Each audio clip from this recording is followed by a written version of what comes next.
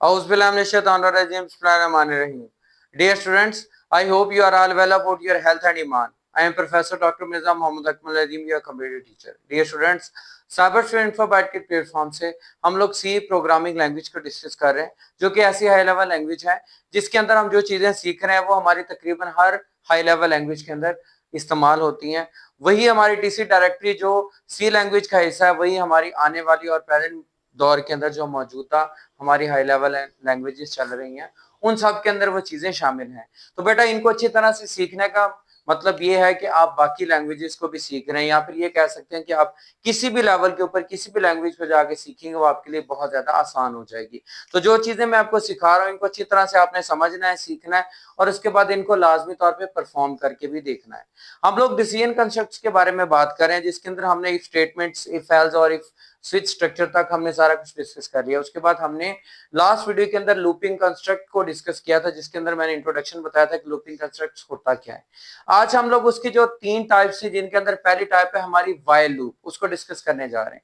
तो बेटा आज का टॉपिक स्टार्ट करने से पहले मैं आप लोगों से कहूंगा, अगर आप लोगों ने अभी तक चैनल को सब्सक्राइब नहीं किया तो लाजमी तौर पर चैनल को सब्सक्राइब कर लें और बेल आइकन पे क्लिक कर लें, ताकि आने वाली वीडियोस आप तक पहुंचती रहें। और अपने दोस्तों के साथ इन वीडियोस को लाजमी शेयर किया करें। और अगर आपको टॉपिक क्लियर नहीं होता तो आप पिछले टॉपिक्स लाजमी एक दफा देखें, उनको क्लियर करें, ताकि ये वाली चीज जो है वो आपको क्लियरली समझ आ जाए। तो क्योंकि हर चीज एक दूसरे के साथ लिंक होती है, तो प्रोग्रामिंग एक ऐसा एस्पेक्ट है जिसको हमने जिस तरह अल्लाह ताला ने हमारे दिमाग के अंदर हमारी बॉडी को, हर चीज को दिमाग के साथ अटैच किया हुआ बॉडी की, इसी तरह जो है वो प्रोग्राम के अंदर हमें हर स्टेटमेंट को जोड़ना पड़ता है। तो उन जोड़ने वाली हर चीजों को अगर हम सीखेंगे तो ही हम लोग जो है वो एक अच्छे प्रोग्रामर बन सकेंगे।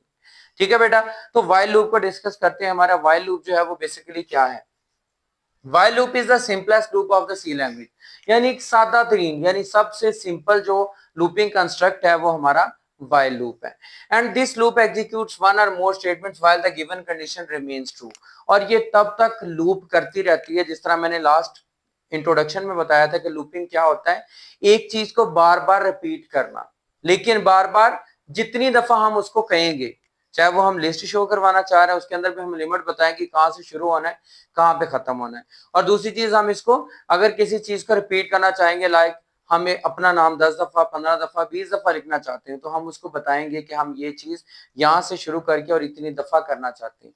तो इसका मतलब है कि ये लूप एग्जीक्यूट करती है वन और मोर स्टेटमेंट्स को, जब तक वो कंडीशन जो हम उसके अंदर लिखेंगे शर्त कि ये चीज इतनी दफा हो, जब तक वो ट्रू रहेगी तब तक ये कंडीशन यानी लूपिंग होती रहेगी, वो चीज सर्कुलेट होती रहेगी, बार बार लिखी जाती रहेगी या लिस्ट होती रहेगी। It is useful where the number of iteration is not known in advance. और ये वहां पे मुफीद है, यानी आपको ये टैक्ट है, ये आपके माइंड में चीज रहनी चाहिए कि हमने व्हाइल लूप का इस्तेमाल वहां पे करना है जहां पे हमें पता ना हो कि हमने ये चीज कितनी दफा करनी है, कितनी दफा ये चीज रिपीट होगी। ठीक हो गया, तो उसके अंदर हम लोग व्हाइल लूप का इस्तेमाल करेंगे, यानी नंबर ऑफ लूप्स हमें पहले अगर पता ना हो। इसके अगर सिंटैक्स की बात करें तो सबसे पहले व्हाइल का कीवर्ड आता है, उसके बाद हमने कंडीशन लिखनी होती है। ठीक हो गया, और कंडीशन के बाद हमने वो स्टेटमेंट जो इस कंडीशन की बुनियाद पे क्या होगी, एग्जीक्यूट होगी। इफ एल्स हो गया, या हमारे पास सिंपल इफ हो गया, या फिर इफ एल्स इफ। उसके अंदर क्या था, हमारे पास दो पार्ट्स होते थे, ट्रू और फॉल्स, लेकिन इसके अंदर जस्ट ओनली हमने कंडीशन की बेस पे स्टेटमेंट को रिपीट करना है या फिर लिस्ट के फॉर्म में जो है वो शो कराना है, मतलब रिपीट करना है, यानी लूप करना। और अगर हम लोग एक से ज्यादा स्टेटमेंट्स को रिपीट करना चाह रहे हैं तो उसके लिए हम उसको कहेंगे कंपाउंड स्टेटमेंट। कंपाउंड स्टेटमेंट क्या होती है, जब हम एक से ज्यादा स्टेटमेंट्स को इस्तेमाल करते हैं। और उसके लिए आप पहले लॉजिक जानते हैं, तो उसको हम लोग जो है वो करली ब्रेसेस के अंदर बंद करके लिखते हैं, लाइक दैट व्हाइल कीवर्ड लिखने के बाद कंडीशन। और देखिएगा कंडीशन के बाद हम लोग ना यहाँ पे ना यहाँ पे हम लोग टर्मिनेटर का इस्तेमाल नहीं कर रहे हैं। उसके बाद हम लोग जो है वो ब्रेसिस के अंदर स्टेटमेंट 1, स्टेटमेंट 2, 3, 4, 5, 6 जितनी भी हमारे पास स्टेटमेंट्स हैं, एंड तक हम उनको लिख लेंगे। उसके बाद हम टर्मिनेट कर देंगे और देन बाद में हम जो है वो उसके अंदर गैच का इस्तेमाल करके प्रोग्राम को एग्जीक्यूट करवाएंगे। ठीक है बेटा, तो इस तरह जो है ये हमारा व्हाइल लूप चलता है। अब अगर हम लोग इसके जो है वो बात करें, इसका जो हमारा फ्लो चार्ट है उसकी, तो इसका बेटा हमारे पास जो फ्लो चार्ट बनेगा वो क्या होगा, कंडीशन की बात करते हैं। सबसे पहले कंडीशन आएगी इसके अंदर, ठीक है, लाइक हम लोग यहाँ पे कंडीशन लिख लेते हैं। उसके बाद कंडीशन अगर ट्रू हो जाती है तो क्या होगा, हमारे पास यहाँ पे स्टेटमेंट जो है वो हमारी लूप बॉडी में एंटर हो जाएगी, यानी कि क्या होगा, हमारा ये जो यहाँ पे कंडीशन ट्रू होने की सूरत में हमारा इंटर हो जाएगा लूप बॉडी के अंदर जो इसका स्ट्रक्चर होगा। ठीक हो गया। और अगर ये फॉल्स होगी तो क्या होगा, हमारा टर्मिनेट हो जाएगा प्रोग्राम। ठीक हो गया। अच्छा, कंडीशन हमारी एक दफा ट्रू होती है, वो लूप बॉडी एग्जीक्यूट करता है, उसके बाद अगेन फिर वो रिटर्न में क्या करता है, कंडीशन की तरफ आ जाता है।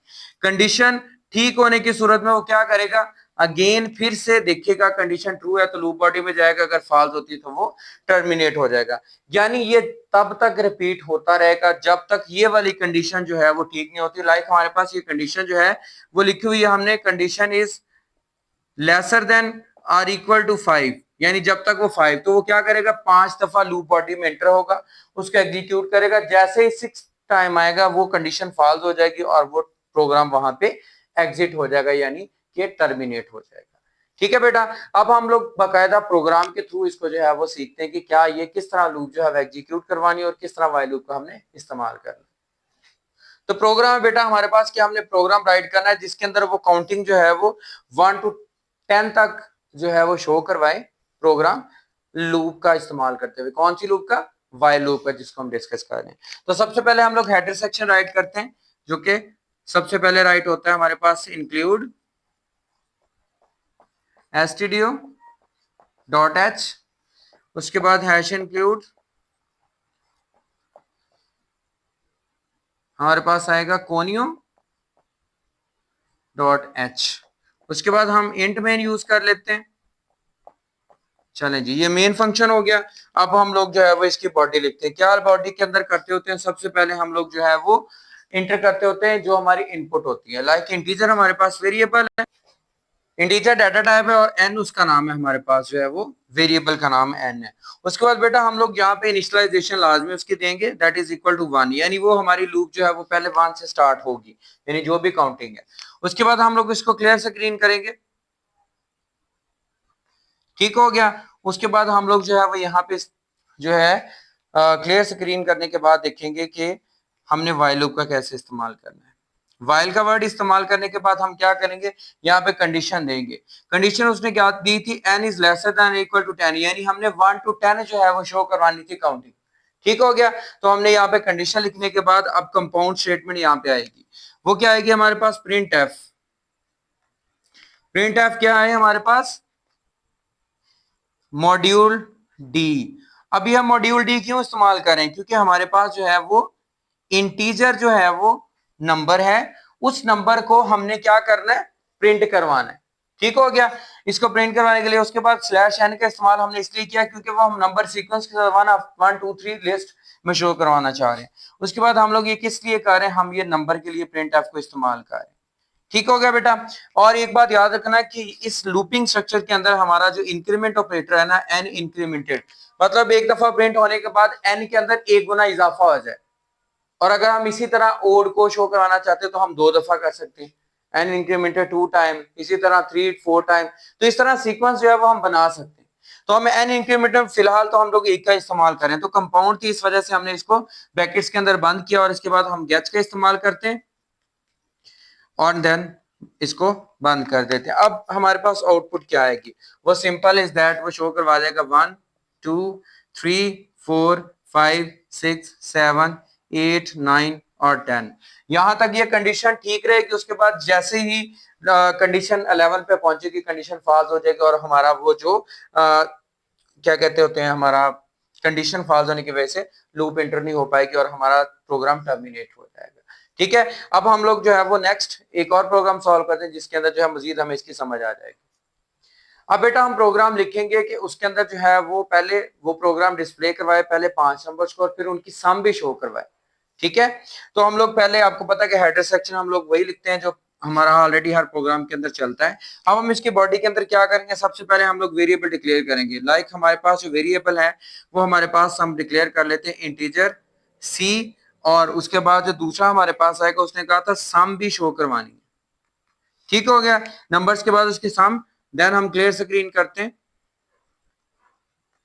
एंड देन उसके बाद जो है वो हम लोग सी की value initialisation, C is equal to 1, जिस तरह हमने पहले प्रोग्राम के अंदर एन इज इक्वल टू 1 लिखा था, यहाँ पे हमारा सी जो है वो 1 से स्टार्ट होगा।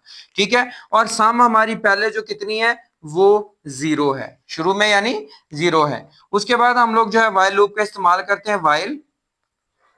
अब कंडीशन क्या देनी है हमने वो देखते हैं जरा। कंडीशन हमारी ये होगी कि उसने कहा था कि पहले 5 नंबर यानी n जो है, यानी सॉरी इसके अंदर जो हमारा सी शो हो रहा है, सी हमारे पास जो है वो क्या हो, lesser than or equal to 5, यानी वो नंबर 5 तक जाए तो क्या हो, प्रिंट एफ। उसके बाद हम लोग यहाँ पे लिखेंगे जो किसको शो उसने शो करवाना है, नंबर को। तो मॉड्यूल डी है उस वो नंबर इंटीजर में, स्लैश एन मतलब वो न्यू लाइन के ऊपर है। उसके बाद जो है वो हमारा किस चीज के लिए, वो सी के लिए हम लोग प्रिंट एफ इस्तेमाल कर रहे हैं। और आगे उसके बाद हमने क्या करना है, इनकी सम भी शो करवानी है। तो सम इज इक्वल टू क्या होता है, सम प्लस सी। इसका मतलब पहले जो यानी एक में दूसरा नंबर जमा हो जाए, जो उसके आंसर आ जाए उसके अंदर नेक्स्ट, फिर नेक्स्ट, फिर नेक्स्ट, इस तरह जो है वो आंसर के अंदर आंसर ऐड होता जाएगा। इस वजह से हमने ये लिखा है नंबर उसके अंदर। और सी के अंदर हम लोग इंक्रीमेंट कर रहे हैं, that is C is equal to C plus one. जिस तरह मैंने आपको इंक्रीमेंट ऑपरेटर पहले बताया था कि एन प्लस, और इसके अंदर इवन ऑड करने के लिए हम लोग जितना भी, तो इंक्रीमेंट ऑपरेटर या डिक्रीमेंट ऑपरेटर हमारा लूप्स के अंदर बहुत ज्यादा इस्तेमाल होता है, तकरीबन हर लूप के अंदर इस्तेमाल होता है। ठीक है, इसके बाद हम लोग जो है वो ये क्या कर लेंगे, हम इस लूप को बंद करेंगे और देन हम लोग क्या करेंगे कि हम लोग जो इसका रिजल्ट है वो देखते हैं, वो हम लोग प्रिंट करवाएंगे। प्रिंट एफ हमारे पास क्या होगा, सम इज इंटीजर, यानी सम जो है वो इंटीजर की फॉर्म में हो सम के लिए। देन उसके बाद हम लोग गेट्स का यूज कर लेते हैं और फाइनली प्रोग्राम को बंद कर देते हैं। अब देखिए कि इसका आंसर क्या आएगा। पहले हमने कहा था फर्स्ट 5 वैल्यूज को 1 से स्टार्ट करेगा, 1 2 3 4 और 5। 5 नंबर शो करवाने के बाद वो सम इज क्या शो करवाएगा, सम इज इंटीजर। अब देखिए 2 and 1 3, 3 and 3 6, 6 and 4 10, 10 और 5 15। यहाँ पे उसकी सम भी शो करवा देगी। इस तरह हमने ये प्रोग्राम के अंदर क्या किया, हमने व्हाइल लूप का इस्तेमाल इस तरह किया कि उसने पहले 5 नंबर लिस्ट में शो करवाया, फिर उनको ऐड भी कर दिया। तो हम लोग सिलेक्शन के अकॉर्डिंगली इस्तेमाल इनको कर सकते हैं। तो बेटा उम्मीद करता हूं कि आपको आज का ये टॉपिक अच्छी तरह से समझ आ चुका होगा। इंशाल्लाह हम लोग नेक्स्ट वीडियो के अंदर इसके मजीद प्रोग्राम भी करेंगे और व्हाइल लूप को मजीद समझने की कोशिश करेंगे। फिर भी अगर आपको कोई कंफ्यूजन हो, कोई मसला हो, तो कमेंट बॉक्स में एक फीडबैक लाजमी दीजिएगा। और अगर आपको चैनल और वीडियो पसंद आए तो लाजमी तौर पे लाइक कीजिएगा और अपने दोस्तों के साथ इसको लाजमी तौर पे शेयर कीजिएगा, क्योंकि बेटा इल्म जितना ज्यादा आप फैलाते हो उतना ज्यादा इल्म में आपके भी इजाफा होता है। तो चैनल को लाजमी तौर पे सब्सक्राइब करें और दूसरों के साथ भी इसको शेयर करें, और अगर कोई चीज पीछे से मिस की उसको लाजमी तौर पे सीखें। इंशाल्लाह हम नेक्स्ट वीडियो के अंदर डिटेल से बाकी चीजें भी डिस्कस करेंगे। तो दुआ में याद रखिएगा, फीडबैक मुझे लाजमी दीजिएगा, अपना बहुत ज्यादा ख्याल रखिएगा। जज़ाकल्लाह।